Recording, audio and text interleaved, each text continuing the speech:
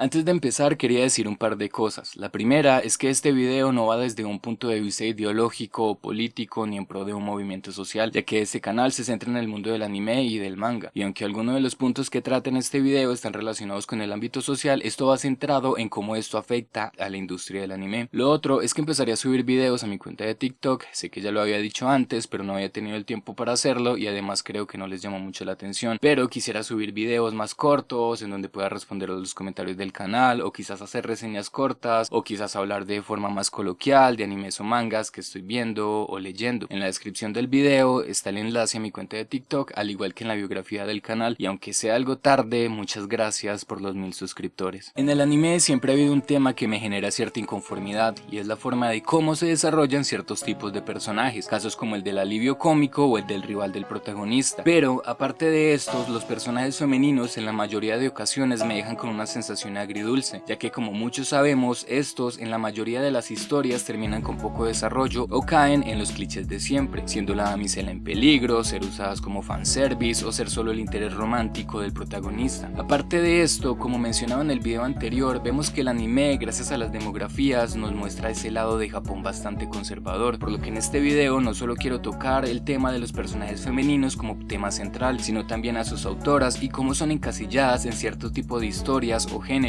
por lo que en este video hablaré de las mujeres en el mundo del anime.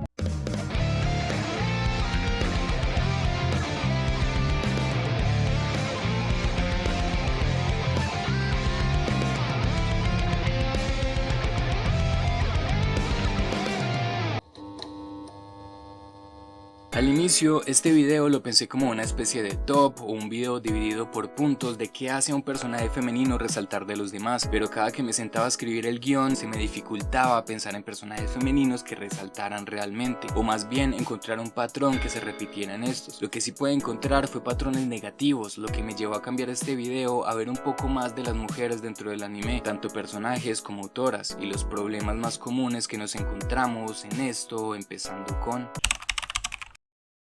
Creo que en donde más solemos encontrarnos personajes femeninos con poco desarrollo es en los shonen. Recuerdo haber leído o ver en un video que Masashi Kishimoto, autor de Naruto, admitió que esto se le dificulta bastante y que se debe a ser hombre y no poder entender cómo desarrollar un personaje femenino como debe de ser. No sé si esto sea cierto ni tampoco estoy seguro que sea un buen argumento para justificarse, aunque puede tener un poco de lógica. Aún así tenemos que admitir que Kishimoto tiene bastantes problemas al escribir estos, y es que entre los personajes más recordados de Naruto, hablando de chicas, podemos pensar en Sakura o quizás en Hinata. Tristemente, dos personajes que brillan por su poco desarrollo, y aunque Sakura es el personaje que más se ha visto afectado por esto, también quisiera decir algo, y es que aunque no lo parezca, entre la Sakura del Naruto pequeño y Naruto Shippuden hay un gran cambio. Recordemos que esta al inicio de la historia era bastante antipática, superficial e incluso egoísta, algo que cambia después del time skip. Vemos cómo se preocupa más por sus compañeros y además de esto vemos cómo ahora tiene una meta, o por lo menos un objetivo, el cual es ser la mejor ninja médico, cosa que demuestra que ha madurado. Por otro lado tenemos a Hinata, un personaje que durante toda la historia no ha hecho mucho, y lo peor de todo es que lo poco que hace, lo hace por Naruto, cayendo en un gran problema desde mi perspectiva, como lo es moverse por la motivación del interés romántico. Y aunque esto se intenta justificar un poco por medio de recuerdos o por medio de la empatía que logra sentir Hinata por este, la verdad es que se siente un poco fuera de lugar. Otro personaje recordado de la franquicia es Tsunade, quien se muestra como una mujer fuerte, pero aún así cae en un problema similar al de Hinata, y son sus motivaciones y traumas, estos dos viniendo de una figura masculina, pero en este caso me parece que se justifica de buena forma, ya que entre estos hay un vínculo preestablecido, y la muerte es un tema bastante complicado de llevar, por lo que es entendible la reacción de ella. Siguiendo con otro personaje de Naruto tenemos a Konan, un personaje que vemos cómo pasa de ser una chica alegre y carismática a una mujer fría e incluso algo apática, esto estando justificado por todo lo que pasó a lo largo de su vida. Además siento que es un personaje que muchos no tienen en cuenta cuando se habla del tema, y sé que sus motivaciones también vienen de una figura masculina, pero esta, al igual que con Tsunade, se pueden justificar, ya que para ella, Yahiko y Nagato, más que un interés romántico, son su familia, con los cuales quería encontrar un lugar en el que el odio no fuera la respuesta a todo. Como vemos con estos 4 ejemplos, dos personajes cuestionables y dos personajes aceptables, vemos que se repite el patrón de la dependencia de una figura masculina, algo que se repite en muchas historias de esta demografía, como puede ser Mikasa de Shingeki no Kyojin, un personaje que al inicio muchos llegamos a pensar que iba a tener un gran peso en la historia y que esta rompería con los clichés que solemos ver, pero la verdad es que pasa todo lo contrario. Cada que avanza más la historia, el personaje se adentra más en la dependencia, al punto de no tener ningún tipo de motivación propio, llegando a realizar actos con los que no se siente cómoda solo por cumplir el capricho de Eren. Sé que esto se intenta justificar con lo de ser una Ackerman, pero no se siente justificado del todo, ya que eso es bastante conveniente para que ella sea el guardaespaldas perfecto para Eren, y como esta hay muchos casos más, Misa de Death Note, Juno de Mirai Nikki,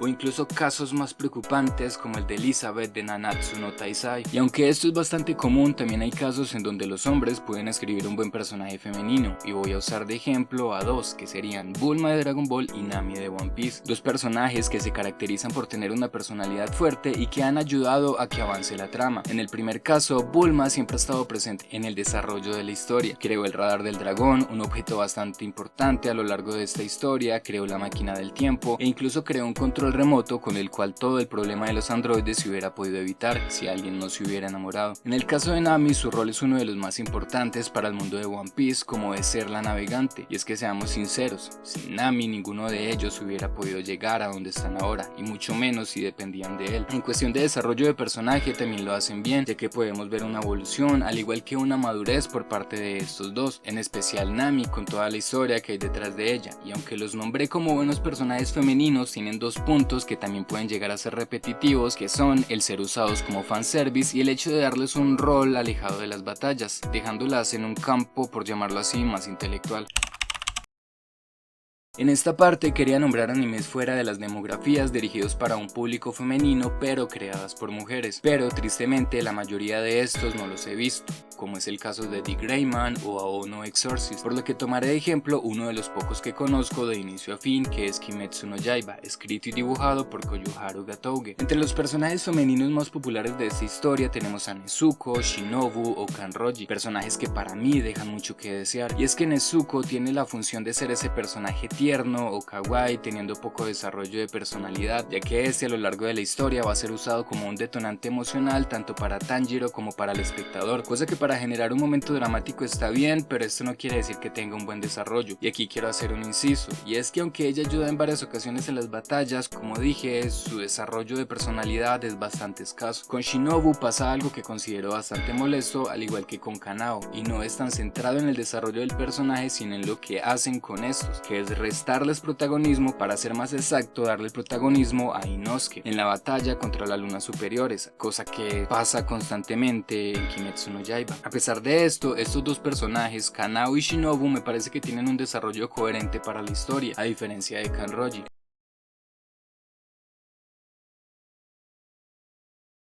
He visto a muchas personas nombrándola como el mejor personaje femenino de Kimetsu no Yaiba, y la verdad es que estoy en bastante desacuerdo con esto, y es que aunque cueste aceptarlo, la única razón por la cual a ella se le ha dado tanta importancia es por su diseño tan sexualizado, y es que seamos sinceros, si el personaje tuviera un diseño un tanto diferente, no creo que se le hubiera dado la misma importancia o aceptación. Si no me creen, retomemos el caso de Sakura y Hinata, las cuales ya había nombrado, recalcando que Sakura es la que más hate ha despertado, a pesar de estar aún más presente en la trama y teniendo unas cuantas participaciones relevantes, a diferencia de Hinata, y esto se debe a su diseño de personaje, siendo el de Hinata un tanto más llamativo. Seamos sinceros, Hinata le aporta muy poco al desarrollo de la historia, siendo su única participación relevante en el momento en el que se enfrenta a Pain, sirviendo como un detonante emotivo para Naruto. Más allá de esto, no hay más. Retomando el tema de Kanroji, mi mayor molestia es que el personaje base sus conflictos en su aspecto y fuerza, cosa que no digo que no pueda generar un conflicto en las personas, más que todo hablando de su físico, pero creo que esto se trata de una forma bastante cliché e incluso superficial para lo que esto en realidad puede llegar a representar en una persona. Y aparte de esto, que todo venga de querer encontrar un esposo, ya que ella en ningún momento dejó esta idea atrás, solo que ahora quiere un esposo que la acepte, cosa que desde un inicio debió de ser así. Además de esto, en comparación con los otros pilares, es el personaje con trasfondo menos desarrollado, y es que recuerdo que el arco de los herreros se vendió a Kanroji como la protagonista protagonista, pero la verdad es que Tokito es quien se roba la mayor parte de esta, con una historia bastante trágica, pero que explica muy bien sus traumas y su forma de ser. Otro punto que me generó bastante sorpresa es ver que esta historia la escribió una mujer, cosa que muestra que el machismo en Japón está bastante arraigado en su cultura, mostrando que incluso para las mangakas se les dificulta escribir un personaje femenino gracias a todo esto. Creo que con ver el nombre del canal ya se pueden dar una idea de cuál es mi anime favorito, Full Metal Alchemist, sin importar si es Brotherhood o la adaptación del 2003. Y ya que estoy tocando el tema de las mujeres en el mundo del anime, no podía dejar por fuera a Hiromu Arakawa, la que para mí es la mejor mangaka del mundo, no solo por su escritura y dibujo, sino por mostrar que el género no importa para escribir una gran historia, llena de personajes carismáticos y aún más importante, muy humanos. Personajes como Winry, Izumi o Risa tienen un desarrollo gigantesco, aparte de esto tienen carisma y podemos entender y justificar sus motivaciones. Izumi, aunque cae en el cliché del maestro con una máscara con la cual intenta ocultar su verdadera personalidad, al conocer su pasado podemos entender esto, además que protagoniza uno de los momentos que más me gusta de Full Metal Alchemist Brotherhood, al enterarse de lo que hicieron los hermanos y ver cómo estos intentan suavizar por todo lo que han tenido que pasar, pero en ese momento Izumi, yendo más allá de ser la persona que les enseñó a usar alquimia, se muestra como su maestra, entendiendo que en ese momento los chicos que tiene al frente no necesitan un regaño o un reproche, sino una muestra de afecto para por lo menos por un pequeño momento puedan exteriorizar todo lo que llevan cargando durante los últimos años con un lo siento. Y no solo puede escribir personajes femeninos, sino también personajes masculinos, como los propios hermanos Elric, Mustang o Hughes, o incluso personajes que salen del humano para creerse dioses o para directamente ser la verdad del mundo de Full Metal Alchemist. Sé que esto siempre surge al momento de tocar el tema de los personajes femeninos, por lo que en un inicio no pensaba hablar mucho al respecto, ya que estoy seguro que deben de haber muchísimos videos en YouTube en donde se aborda el tema como eje central, pero hay algo relacionado a esto que me gustaría mencionar, y es que en muchas ocasiones solemos confundir la sexualización de un personaje con la sensualidad de un personaje. Tomemos un ejemplo fácil, One Piece, y si a estas alturas aún hay personas que niegan la sexualización de los personajes femeninos en esta historia con el argumento de son mujeres fuertes, lo siento, pero una cosa no quita la otra, ya que tanto en los paneles del manga como en los ángulos mostrados en el anime están dirigidos de forma en que se sexualiza el personaje, generando un interés sexual hacia este por muy redundante que esto suene, y un claro ejemplo de esto lo podemos encontrar en la saga de Water 7 y la pelea de Nami contra Khalifa, esta última siendo literalmente una pelea de dos chicas enjabonadas con poca ropa. También está el caso del anime de Boku no Hero Academia, en donde se vio una polémica ya que en el anime los cuerpos femeninos se modificaron para reducir la masa muscular de estos con la intención de resaltar ciertos atributos. Por el lado de la sensualidad voy a tomar de ejemplo a Jujutsu Kaisen y al personaje Mei Mei, un personaje que con sus expresiones y su forma de actuar es un claro ejemplo de un personaje sensual sin necesidad de tener un diseño tan vistoso, por llamarlo de alguna manera, y sin llegar a estar sexualizado por parte del autor, ya que si nos vamos a los fanarts no se salvaría ningún tipo de personaje del anime, tanto hombre como mujer. La verdad es que este tema es bastante complicado, y más cuando hablamos de cierto punto bastante complejo en el manga y el anime, que estoy seguro que todos saben de qué hablo y que no se puede nombrar en YouTube. La verdad es que desde mi punto de vista no veo nada de malo en ver una mujer sexy en el anime, y más si es una mujer que demuestra personalidad y desarrollo, y que no es simplemente el atractivo visual de la historia. Personajes como Oliver Armstrong, Maki Senning, Mirko, Lady Nagant, o personajes que llegan incluso a pasar un poco a la línea de la sensualidad, como puede ser Faye de Cowboy Bebop o Revi de Black Lagoon. Sé que esto es bastante contradictorio con lo que decía de One Piece y el ejemplo de Nami, pero creo que el problema está en cómo se muestra esto o cómo se toca el tema, ya que quizás en historias como Black Lagoon o Cowboy Bebop, aunque tiene momentos bastante sugerentes, esto no se muestra de forma inmadura, como puede ser el caso de Nanatsu no Taizai o el mismo One Piece. Pasando al otro aspecto en el que a las mujeres se le da un rol de apoyo, no me voy a extender tanto, ya que fue algo que mencioné al inicio del video, con lo nombrado de Bulma y Nami, las cuales tienen un rol importante en el desarrollo de la historia, pero fuera del campo de batalla o incluso fuera de pantalla. Y es que es tan fácil como hacer una comparación con juegos como Overwatch o League of Legends, en donde existen varios tipos de personajes a controlar y cada uno de estos con un rol específico, entre ellos el soporte o un personaje de apoyo, el cual cumple un rol importante pero no es generalmente la estrella del equipo o el que se robe las miradas, ya que todos van a estar pendientes de quién logra una mayor cantidad de kills, y sé que deben de haber jugadores muy conocidos y famosos que cumplen este rol dentro del mundo de los eSports. Solo menciono esto como un ejemplo y poderme hacer entender de la mejor manera. O también se puede comparar con las posiciones en equipos de fútbol, voleibol, béisbol o cualquier deporte que tenga posiciones con un rol específico.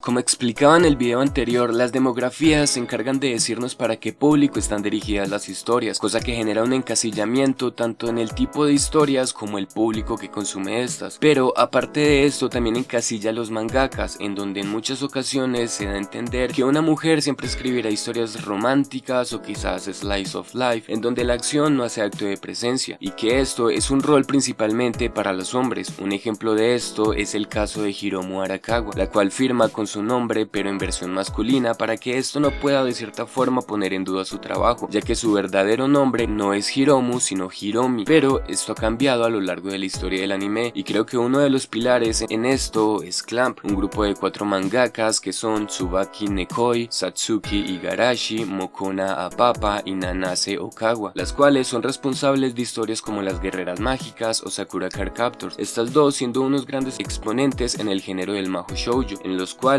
podemos encontrar bastante acción. Aparte de esto tienen otro tipo de historias que no sabría cómo definirlas, como lo es Holic o Subatsa Chronicles, historias más cercanas al misterio en donde se ve un concepto poco visto en el anime, como lo es tomar todas las historias creadas por Clamp y mostrar que todas pertenecen al mismo universo o algo similar, cosa que cuando lo vemos en otros animes son capítulos sueltos en donde muchas veces estos crossovers se sienten bastante forzados e incluso innecesarios. Aparte de las mujeres dándoles mayor importancia a los personajes femeninos, también hay casos en donde hombres han creado historias en donde mujeres son las protagonistas y no se ven sexualizadas o dejadas como un personaje de apoyo, como es el caso de Gen Urobuchi, escritor de historias como Madoka Mágica, Psycho Pass o la saga Fate. Sé que hay muchos más puntos de los cuales se puede hablar, como la manera en que muchas veces se muestran los personajes femeninos siendo estas antipáticas o bastante pedantes, ya que esto lo relaciono a las carencias sociales de las que se hablan de Japón, llegando al punto en el que muchos hombres admiten tenerle miedo a las mujeres, y quizás este mismo temor ha generado una idea equivocada al momento de socializar, o los casos de acoso, algo que también podemos encontrarnos en el anime y que en muchos de estos se muestra como algo cotidiano, pero siento que estos son temas que se salen un poco del mundo del anime volviéndose algo más social. Es triste admitir que a pesar de haber tantas historias que le han dado protagonismo a personajes femeninos, al igual que escritoras y dibujantes, esto pareciera no ser suficiente, ya que a estas alturas aún nos sorprendemos cuando vemos a un personaje femenino con un buen desarrollo. No siendo más, soy Elric y recuerden que solo soy alguien más dando su opinión en la internet. Gracias por ver.